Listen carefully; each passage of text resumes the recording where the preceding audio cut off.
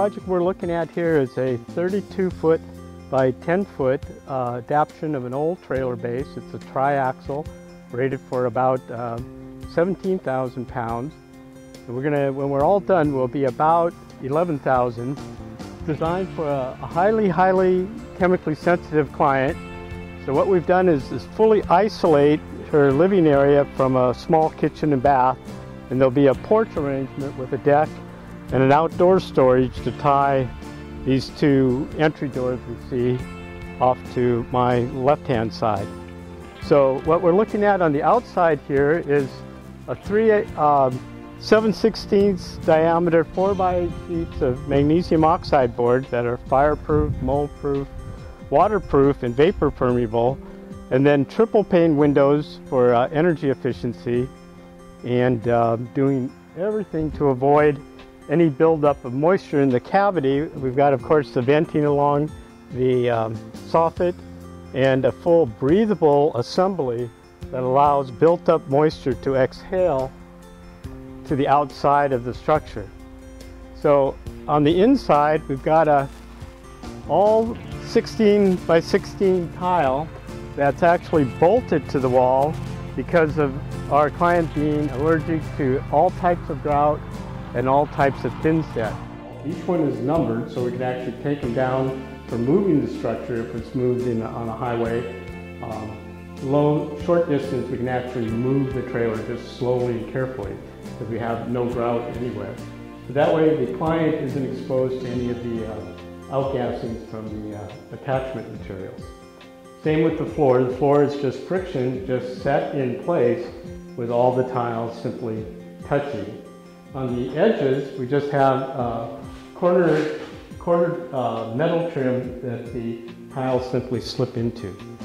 So what we have to control the moisture behind the wall is, of course, the corrugated clay behind the tile, and then the MGO board that can fully dissipate moisture through the tiny cracks between the tiles. So now we're in the little bathroom. This is a little 4-foot tub. The room's only about 4 by 8 feet, and we just got the sink, toilet, and tub.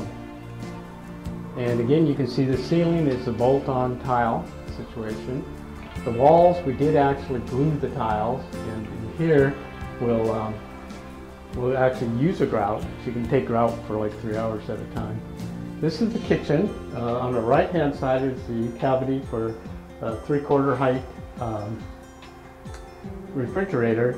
It'll just be a tiny cooking oven, a non-microwave, and of course all the wiring is special RF cabling, and we even have a demand cutoff switch in here. This side is another one of the commercial racks, and a sink and more chrome racks below.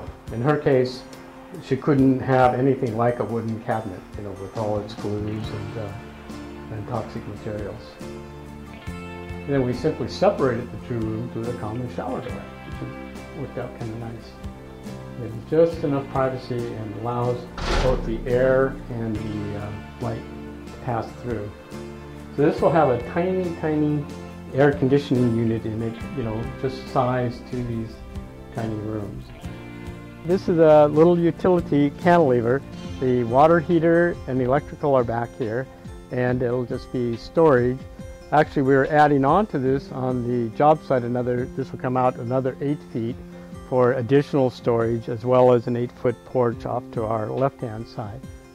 And you can see what we've done is we've isolated all the EMFs and radiation from each of the 3 main areas of the trailer. That means there's double wall construction with the heavy magnesium board to avoid any exposure to electromagnetics from any of the appliances.